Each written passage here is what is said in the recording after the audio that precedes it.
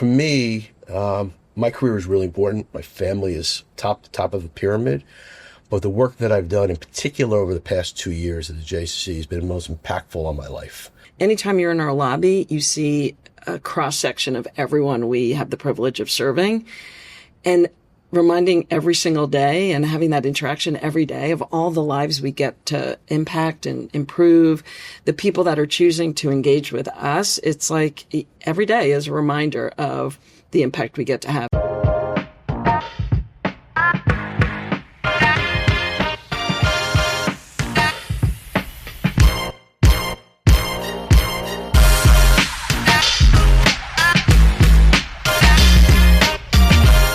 I'm super excited to welcome you back to Jewish, where everyone belongs. Today, I have two guests with me who I know you're going to love, and I certainly do. Two of the leaders of our community. They lead the Kaplen JCC. Michael Kollender is chair. Sue Gelsey is CEO. Welcome to the podcast. Thanks, Daniel. It's great to have you both here. So, it's actually really great timing when we think about the Kaplen JCC, given it's the 75th year anniversary, or it was, roughly 6 months ago. And I know you recently had your annual meeting and are really thinking about the future. But I want to start with something I hear both of you talk a lot about, and that's Jewish joy. And Jewish joy in the Kaplen JCC. So why don't we start with Michael? What is Jewish joy to you? Jewish joy is what I see every time I walk into the Kaplen JCC.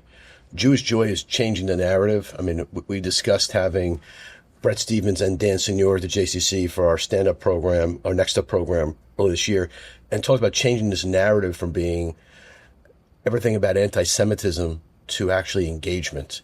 So when you walk through the JCC, I look at my granddaughter who'll be starting camp there this summer.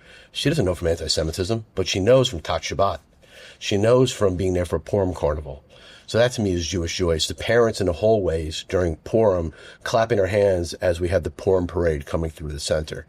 That creates engagement. That creates people coming to the center despite the macro.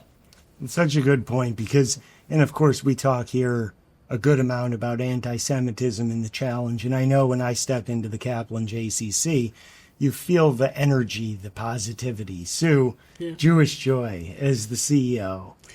Yeah, I mean, similar to what Michael said, I mean, and what you're saying, like Federation owns responsibilities in the community, and Kaplen JCC doesn't have that responsibility, doesn't have that burden. So we get to lean into all the really great stuff. People who come into the Kaplen J are coming for something fun and enjoyable and something they're choosing to do. So people come with an energy that's so joyful and positive, and we've been elevating that and leaning into that and really reminding people that being Jewish is fun, being connected to the Jewish community is joyful and good, and to kind of put aside some of the narratives and what we're hearing out in the rest of the world. And when you're engaged in our space, it's all good. It's all joyful. It's all positive. Sue and I talk a lot about our mission. Part of our core of our mission is making lives better. And making lives better is part of joy, whether that is two seniors standing next to each other on a treadmill and having a conversation for an hour, whether that's multi-generational families at the JCC, whether it's the various programming for early childhood to camp to dealing with adults with disabilities. They're all there to make their lives better, not to be lost in the challenging narrative that we're dealing with today. So what's your favorite activity to do at the J? And I'm just saying this as a selfish, like how I remember growing up at the JCC. Like, You're going to have fun. You're, CEO, but you're looking for a good time. What is it that you're going to do? Well, I would say as the CEO, my favorite thing to do is actually to walk around the building. There's not, even if I'm not intending to walk around looking for what's happening, it just happens, right? If I'm going to the ladies' room, if I'm going to pick up lunch, I bump into people. Anytime you're in our lobby, you see a cross-section of everyone we have the privilege of serving. And reminding every single day and having that interaction every day of all the lives we get to impact and improve, the people that are choosing to engage with us, it's like every day is a reminder of the impact we get to have. So I really, really love walking around. I mean, sometimes it certainly ends with complaints, but that's part of it also. And understanding like people care enough to give you that feedback, then they're invested, they're engaged. Well, it's amazing. I mean, I think I heard a number on your state of the JCC. 11,000 individuals come through the door. Is that right? Well, it's actually more than that. Right. We have 11,000 individual members. We're approaching 4,000 family units. But we calculate, and we're going to get better at this because we're putting systems in, is approaching 1 million people a year walk through our doors. Wow. Approaching 1 million people a year. Yeah. And so when you walk through the door, Michael, what is your favorite thing to do? Yeah. As a board chair, similar to Sue, it's that aha moment when somebody has a tour, they walk in, and they haven't comprehended everything that we do. I deal with this in board meetings all the time. We have board members who really don't comprehend the vastness and completeness of our organization, program, and services. As a member, last weekend was one of them. It was running in the Reuben Run with my 2 boys and finishing the 10K. They were waiting for me at the finish line, as they usually do, as Dad came across. 10K? 10K. That's pretty good. Yeah. First place finisher among our board members. The only board member. Well, okay, 10K, but first place. I got a trophy. Really? Finally. Yeah. I argued if I didn't get this trophy, I was done. That's amazing. But, coming across and then hanging out and watching the various generations of families and kids. And then we had this Reuben romp going on where we had young ECC children enjoying the Reuben Run from their lens. So that to me was pretty cool. It was a beautiful day and just great activity for the community. And we raised money for the community. Yeah, I mean, I remember growing up in Milwaukee, going to the JCC and learning how to swim there. Mm-hmm. And to this day, when I'm around an indoor pool, it's all I think about was 3 years old or 4 years old being at the JCC or in a gym, the gym playing basketball. It's just, these are for kids, the memories that... So my children learned how to swim at the JCC. That's awesome. My granddaughter is learning how to swim at our JCC, right? So, and that's the other astonishing thing, is we live in this really unique community, Daniel, of these generational family coming back. Like, I don't know if there's any place in the country that the next generation comes back. They may move to Demorest instead of Closter or Tenafly instead of Alpine. But the center, the JCC, is the center of their universe. They're coming back to put their children in our ECC, in the Neil Klatskin Day Camp.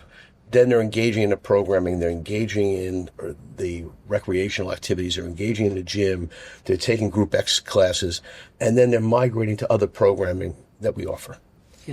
Yeah, it's beautiful when you think about the progression through life, as you're saying, from learning how to swim to then bringing your kids to learn how to swim to the work you do with seniors. And I know, Jewish Federation of Northern New Jersey is partnered with the Kaplen JCC and others on the Teen Initiative, as well as helping with Parkinson's and programs with Parkinson's.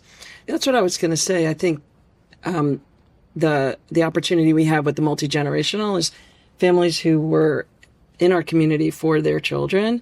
Now the grandchildren are coming, and many times those parents who are now grandparents, they participate in our senior program, or they might need our memory care space, or they might be challenged with Parkinson's, and now they're in our Dance with Parkinson's program. So there's so many ways that people can engage during the course of their life, and the reality that people stay in this community, and we could re-engage them, wherever they may be. I think this is a huge point, is to really understand the breadth and the opportunities people have to engage at the Kaplen JCC.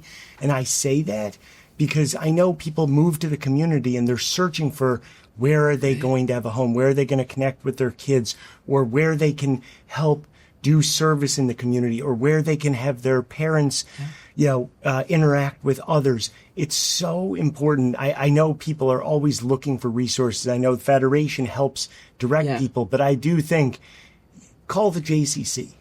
And I think there's a program for you. Oh, for sure. I mean, we have one of our sort of founding fathers, one of our legacy presidents, who's since deceased, whose wife is now utilizing our senior program on a daily basis and getting such benefit from it, and such joy, to go back to the joy, at a later stage of life. So when I walk into our gym where a lot of these to the Taub Auditorium where a lot of the program goes, and I see her sitting there, engaged at the stage of life, has a reason to get out of bed, leave her apartment, and come to the center, and she's made a new set of friends. This new set of women, this new set of friends, this group of women, they've given themselves the title Golden Girls, and they've made T-shirts that they wear like once a week to the program. It's very sweet. And these are not people that would have known each other at any other point in their lives. And this is, they have found each other, and it's such a sweet friendship. So sweet, and makes me think they really need to bring back reruns, although maybe it's on YouTube these days, because Golden Girls was it was probably one of my favorite shows on television, which is a strange thing, but from a young age. I also want to go back to what you were saying before, Daniel, like the fact that you have those memories of your childhood at the Milwaukee J. Like when we think about all the people that we get to interact with, that they're going out into the rest of their world with that connection to the Jewish community because of doing something at the JCC. And I want to go back. I want to go to, I think it's a good segue to kind of the history and then ultimately to where we're going and where the Kaplen JCC is going. But I think it's also important to address there is a significant number, 30%, that are not Jewish people who come to the Kaplen JCC, which is an amazing thing. Tell me how you both think about that. I'll go first on this one. So I've been connected to the JCC for over 30 years, and there was definitely a time where we didn't talk about that. It was like, we're 80% Jewish, we're 70%, like we really focused on that, and it was just a thing. Often than not, I lead with the fact that about 1/3 of our members are people who are connected to a faith other than Jewish, which means those are people who have chosen to do their thing at a Jewish institution. So again, going back to the numbers, it's about 1,100 families. It could be, 3,000-4,000 people that are not Jewish that have said, I'm going to do my thing, basketball, music, whatever it may be. I'm going to do the thing at the Jewish Community Center. And going back to what we said earlier, while we are not spending a lot of time focused on combating anti-Semitism, we actually are doing it every minute of every day, because these are folks who are having a positive experience at a Jewish organization, and they're going out into the rest of their world and their future with that positive connection. And that if they encounter something later on, they'll be like, wait, that's not my experience with the Jewish community. So I feel like at this point, it's one of the most important parts of our membership makeup are the people who are not Jewish and are choosing to do stuff with us. Yeah, I mean, I think it's spot on. It's one more person who understands our narrative. And as long as they share our basic values of how we treat each other, it's terrific. It's engaging. It creates conversation. It creates understanding. And we're actually starting to see the non-Jewish members attending our annual meeting, attending our seminars, attending our education programming, and going beyond just utilizing us for a gym or early childhood or a rec program. I think you both know, my thesis, my general philosophy is one community. And I really love the discussion of one community. And that, to me, is a community that has shared values, that is working to lift each other up and create a place where, we all interact in positive ways towards each other. We are, and I talk about this a lot, and we're very focused on this one community and creating efficiency and effectiveness across the community. But we are also at the JCC, I think about us as a community of communities. We have a lot of sub-communities. We have the largest Israeli scouting program outside of Israel here at our JCC. Come in on a Sunday, you see a different community, right? So we have large Orthodox membership who come in, we're kosher. We're closed on all the core holidays. We're closed on Shabbat. They can play in our basketball leagues because they're not missing a game on a Saturday, okay? The games are on Sundays and on weekdays. So we are very engaging, very open, creating a community of communities. So, okay, then instead of going backwards, let's just go in that direction for a minute, or a few minutes. How do you actually handle catering to so many different sub-communities? It seems super difficult to have, this burgeoning Israeli population in the area, the religious population, the unaffiliated, people who want all these different portals. How do you actually manage all of that? So I'm going to step back for a second because you and I both run large businesses. This is a very complex business. We're about a $30 million operating budget, okay? But it is as complex a business that I've ever seen because of the level of programming, the different nature of our consumers, our customers, our members, people who are non-members who engage with us. The way we do it, an extraordinary team. I mean, the team is lights out. And we build teams around the various subcategories that we have to identify. We built an Israeli center. We stood up a heart-to-heart program that is now originally was set up post-October 7th to deal with trauma, to deal with the influx of Israeli youth coming here as their families put them on airplanes to go with families here in Tenafly or closer. And we stood up an education programming. We were educating 250 Israeli children a day for 5 hours in Hebrew by early November of 2023. I think we put 35 or 40 children into our ECC program. Now that program continues as a program dealing with volunteerism and as a programming that's welcoming Israeli families that are coming to the United States to help them assimilate and create connectedness. So we just create the right programming where we see a need. So we're very flexible. One of the things that I've really focused on as board chair, and Sue totally embraces this, is speed. We are changing constantly to adapt to the changes in our community. Yeah, I mean, I think to your point about running for-profit organizations, that flexibility and the ability to move with speed is so critical, but also unique in the nonprofit world, or it has been less prevalent in the nonprofit world. And I think we're seeing a real shift, and we certainly, the post-October 7th response, as you're describing, but I also think about the programs you offer, and I'm not trying to do an advertisement to the We'll take it. Keep going. To the Kaplen JCC, but then you're also, the programs you're offering, you're trying to shift what you're doing, to offer more portals for people to enter. Yeah. I think that's a good way to say it. Like, there's so many gateways into the JCC and therefore into the Jewish community. And when we think about the various communities, we just continue to respond to what we're seeing. Part of it is simply continuing what we've long done and doing it with an open lens and an open heart, and recognizing that we're going to have people with lots of different backgrounds coming together. And we also do it by just listening. One of the things I talk about, Michael referenced that, in our basketball program, the children don't have to worry about missing a game or a competition on Shabbat.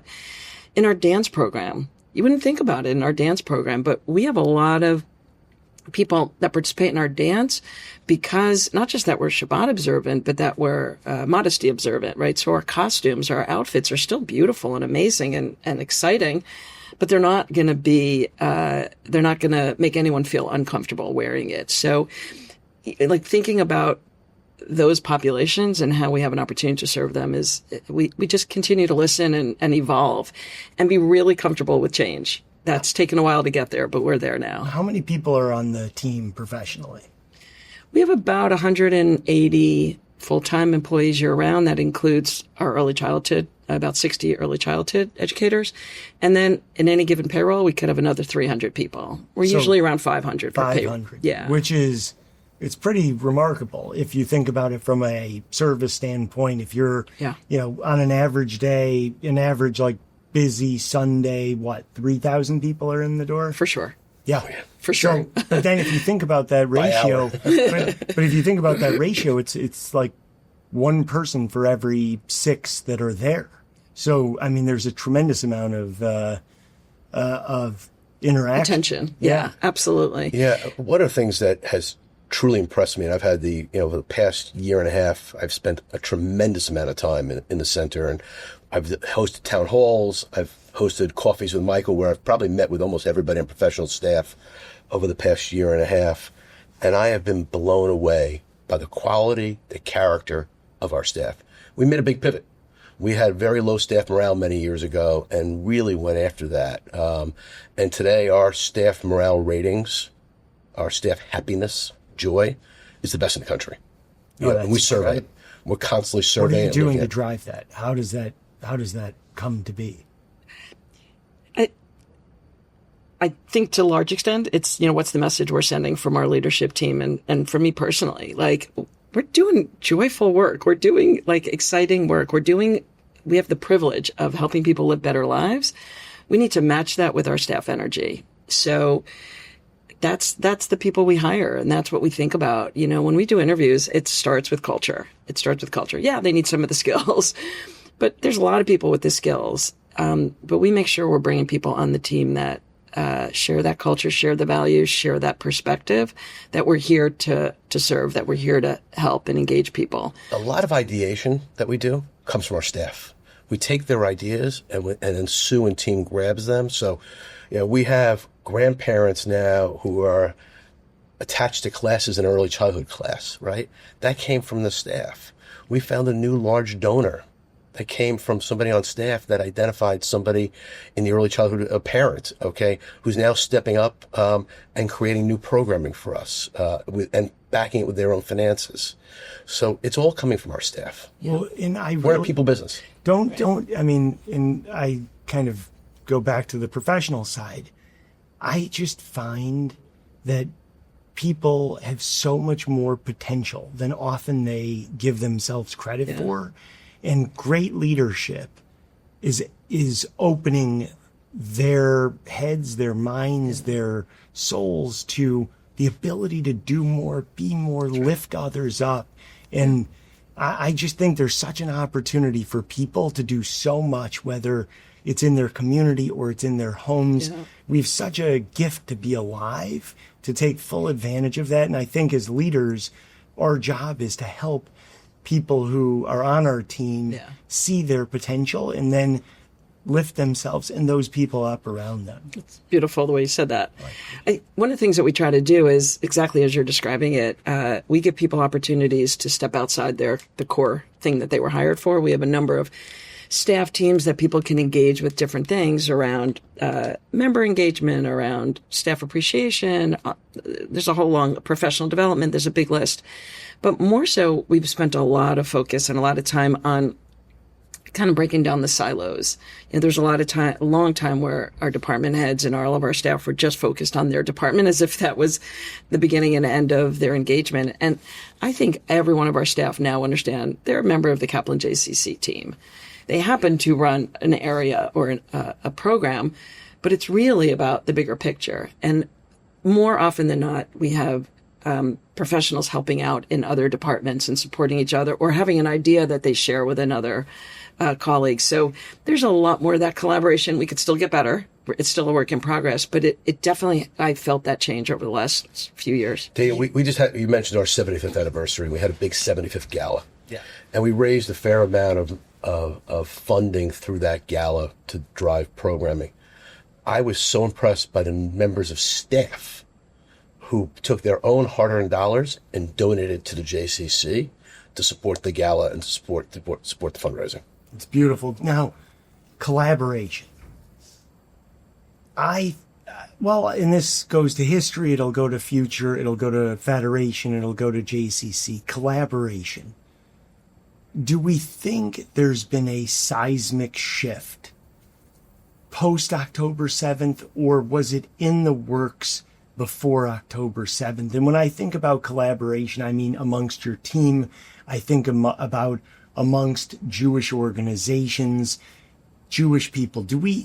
There's, I feel, been this shift that's been taking place. And I can't tell if it's October 7th or if it's something generationally. I don't know. I'm interested in your views on that. I think, and you and I have talked a lot about this, and we met at an October 7th, the 1 year anniversary of October 7th. So this has become a fast and furious friendship that I cherish. But I remember Can I just interject for a second?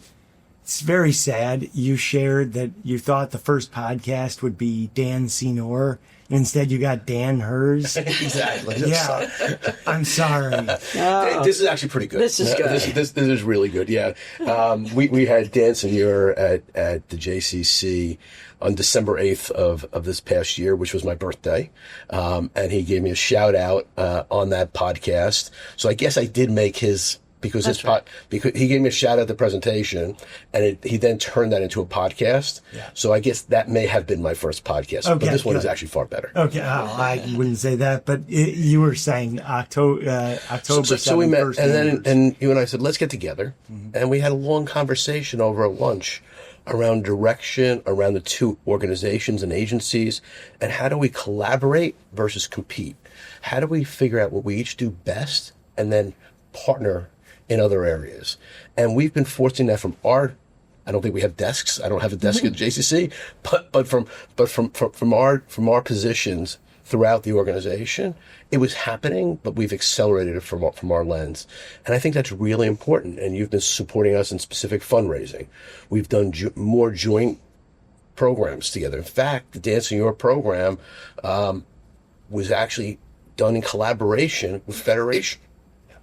I mean, I think it is essential now more than ever for us that is Jewish organizations to be working together. And I think, as you were alluding to, Sue, Jewish Federation's job is effectively to be the foundational organization for the Jewish community, right, and really to help lift up our partner organizations.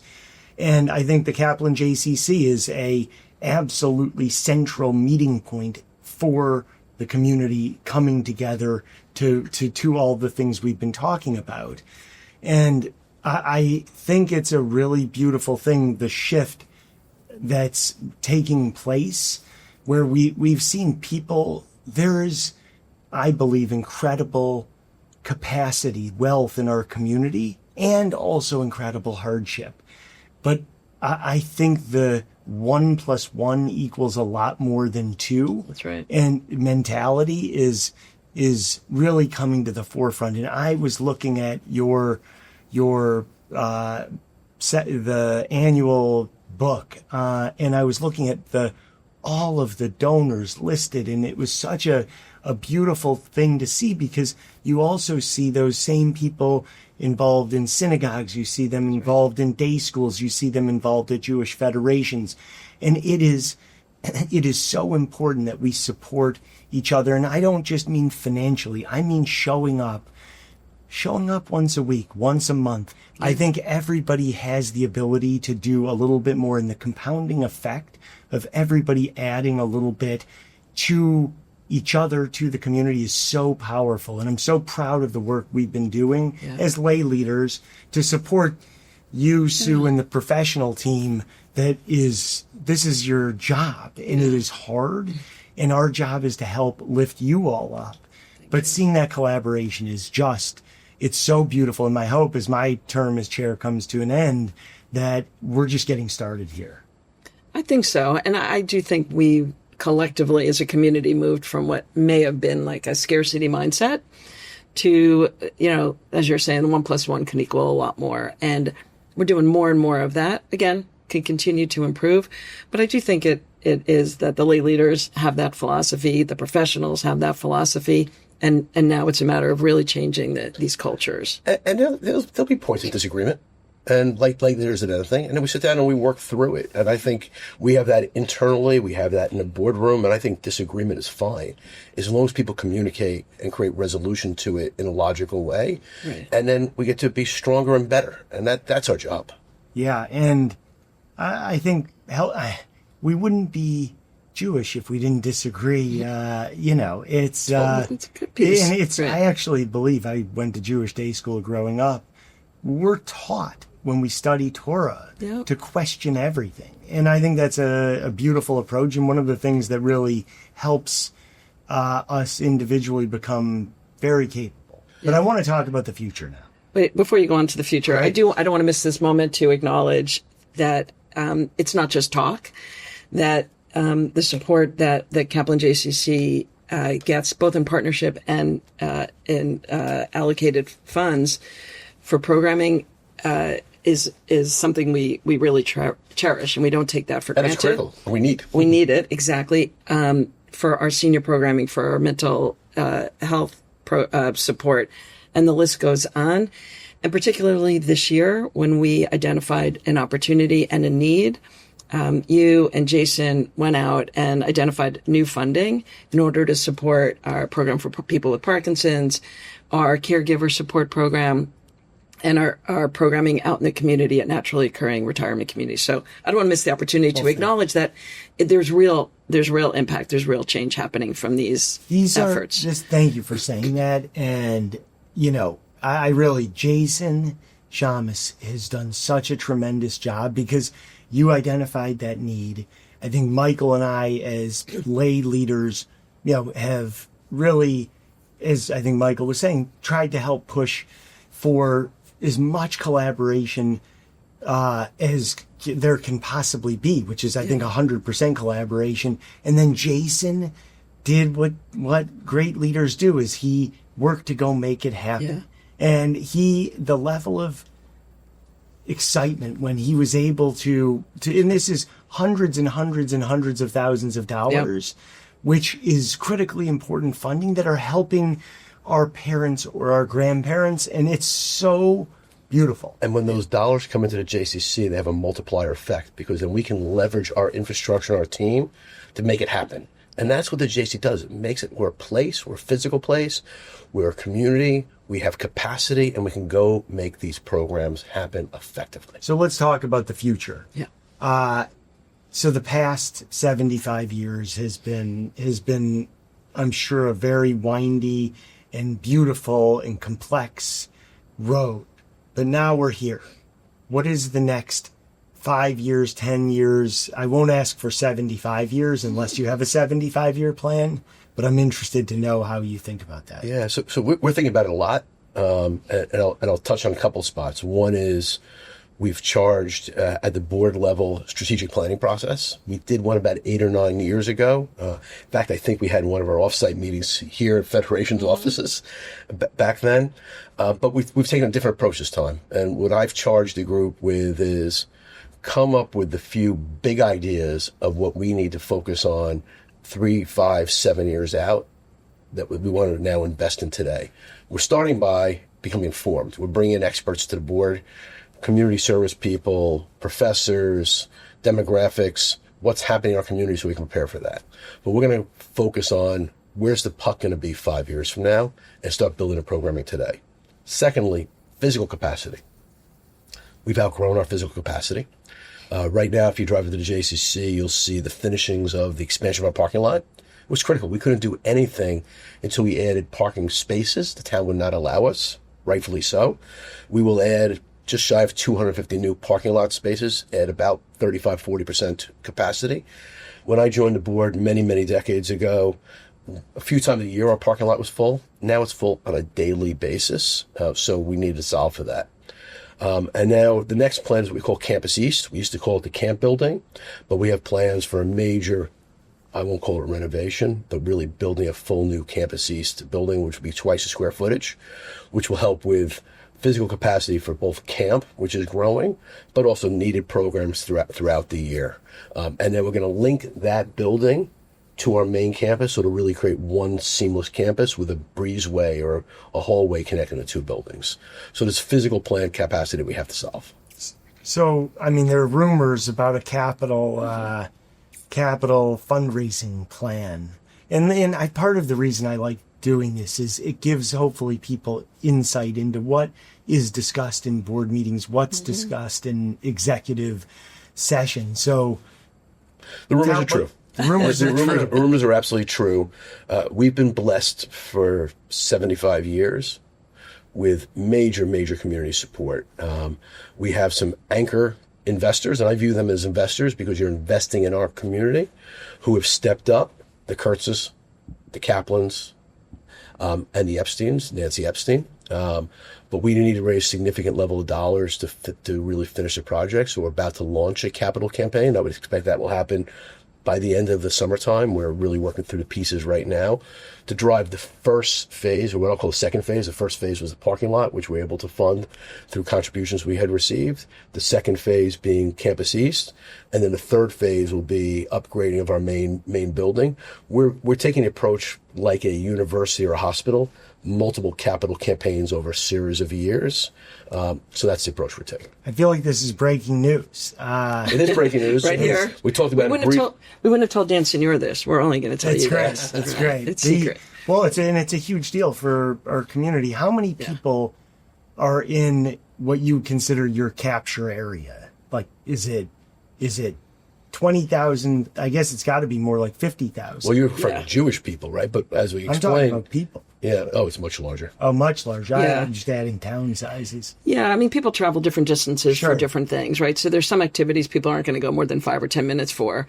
But then our early childhood, our camp, a lot of our senior programming, programming for people with disabilities has a much wider range. So Camp buses come out of the city?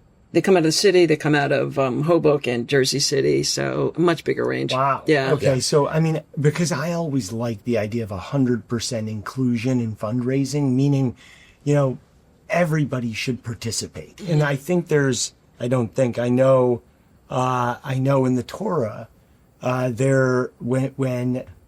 we talk about it, I think on the high holidays, someone will correct me, please, that everyone is required to give the same amount. And the idea is everybody should give something to help the community. So I was asking because I think, okay, if there's 100,000 people, let's just say there's 10,000 people who come through the doors and everybody gives $100. That's $1 million if I'm doing my math. You're the investment banker. But I think if the average is $1,000, we're at $10 million. Right. And, so $1,000 gift. And I imagine, if one wanted a payment plan, one could have a year payment We will plan. figure it out. Yeah. Right. So I don't know. Well, This why is don't you my talk about- former fundraising hat. I just think that Yeah. there's such opportunity to do such big things for each of us. So, Dana, one of the things that we focused on in the past 12 months Yeah. was the fact that we actually didn't have a development office. We did a lot of event-driven fundraising, but we didn't have a true development office. We stood up a development office. We hired a chief development officer. We've now been staffing it because there's such capacity in our community. And one of the earliest programs that we embraced on was actually the lower end, the smaller dollars, getting people into the circle of giving. Maybe you want to talk about the success we've had. Yeah, that's exactly what I was going to jump on that. It's great. So, we've added greater structure to our giving at all levels, and we've created a group called Community Circle for gifts that are 0 to 1,800. And you talked about our impact report. Those folks are all listed in there, right? We want people to know whatever their gift is, it's meaningful. Going back to Michael, he had referenced some of our staff. We have 2 or 3 staff who are giving $18 on a monthly basis. And that's meaningful. Yeah. That's really meaningful. So we're trying to get everyone into the culture of philanthropy and understanding whatever that gift is. And then we have the opportunity once they're in to continue to educate them and give them reason to want to increase their gift. And they have to appreciate that at the board level, we view that as an investment. And we're fiduciaries to that investment. So we're going to make sure that it's deployed appropriately and effectively and accountable. Well, and the exciting part, because I think some people, when they hear about the money, but these are actually real organizations. As you said, it's $30 million plus operating budget. There's 500 plus people working. But the exciting part is, this is where we go to swim. This is where we go to play basketball, where we go to summer camp. And the new structures, the new facilities, this is where our kids are going to be. This is where our parents are going to be. Oh, and it makes us a central hub of where to come when you leave New York City. If you want to live somewhere, and I'm from Wisconsin, I looked at moving to Westchester when we were leaving the city 20 plus years ago. I guess it was 20 years ago. But we came here. My wife's from here, very much to your point earlier, Michael. But having a foundation like the Kaplen JCC that attracts people, having programs, having the facilities. Orly Chen is on our board of directors. Sure. She's one of the top real estate brokers in northern New Jersey. and she finishes every one of her tours at the JCC. Yeah. She's one of our biggest drivers of memberships, and she says, and this is what this community is all about. Yeah, it's interesting because we, when during COVID or, call it 2021 at Temple, Emmanuel, and Closter, we worked with the various real estate brokers to make sure that people who were Jewish who might want to join a synagogue were very much aware of our synagogue, because we thought people really wanted to connect at that point. And we started a kind of young family program, and it's really been a huge part of moving to the area is having strong institutions, and that's a wonderful thing. Okay, so being mindful of time, I want to first thank you, Sue, for being such an amazing leader in our community. Michael, I want to ask you a question. Okay. Here's the question: how do you do it? I've heard you might have a day job. I've heard that rumor also, but I'm not so sure. You might have a night job. I've heard you might have at least 3 jobs. Now, but you might only get paid for one of them. How is it possible? And then you pay for the other one. Yeah, how is it possible that you can have all of these jobs? Daniel, it's the same thing you do, right? And we talk about it a lot. I think busy people are best in these kind of positions. You're efficient with your time. One of the things that I've preached to the board is we're not here to manage. We're here to make sure we're the best leaders running the day-to-day, and we're here to set strategy, help drive fundraising, and be there, be support. And I really take that very seriously, and I talk about it in a boardroom all the time. I talk about it with our leadership team and our team, but you just make it work. You get the pieces to work together. Maybe you don't sleep as much as you should. You fix that at times, but for me, my career is really important. My family is top of the pyramid. But the work that I've done, in particular over the past 2 years at the JCC, has been most impactful on my life. It has really been incredible as I've gotten further under covers to understand the importance of this agency, the breadth and depth of this agency, the quality of people, and the impact it's making on lives. So this work is really core to me, and it's become core to my family. I think it's in part why my children are leaving Brooklyn and moving into a house in Demarest a week from this coming Friday, and my granddaughter will be in early childhood this coming September, and in camp coming June or July. So it's just really important work. So you figure it out, right? You just make it work, but you're efficient and you do what you're most effective at doing. I'm not here to manage the JCC. I'm here to help set strategy and direction and be supportive of Sue. And you said, you've been on the board for a long time, which means you weren't at the point in your career 20 years ago when you were on the board. And I say that because I know you and I know me, the amount of just personal joy from being able to be a part of these organizations, to be able to be a part of these communities is so incredible. And I've seen such a beautiful influx of younger people, and I mean people in their 30s and in their 40s who are getting involved, who are joining, whether they're subcommittees of the board or, at Federation or at the JCC or at the various day schools. There is such activity in the 30s and 40s, and I think it's such an exciting moment. Mm-hmm. And I think you're right. You figure it out, but it works, and it sets, it sets a light for your kids. And we have one incoming board member who I know is a board member at the Kaplen JCC, and she's amazing. And she said to me, she's doing it to show her kids that this is what we do. And I know that's what you've done with your kids, and I know that's what they do with your grandkids, and it's incredible. And I can't thank you both enough for being here and spending the time. And right back at you, right? Mm-hmm. Because our relationship has become a really important relationship to me personally. The work that you're doing, the work that Federation's doing, I think sometimes we have two organizations that are misunderstood. And as to what we do and the impact we have, and the more we talk about it, and the more we do a podcast like this and explain what we're doing for the community at large, is critical. And we are just very blessed to live in this incredible community, and we have a responsibility to make it stronger and better. Well said. Yeah. Sue, Thank you, Michael, thank you. Thank you. Thanks. Thank you. Great being together.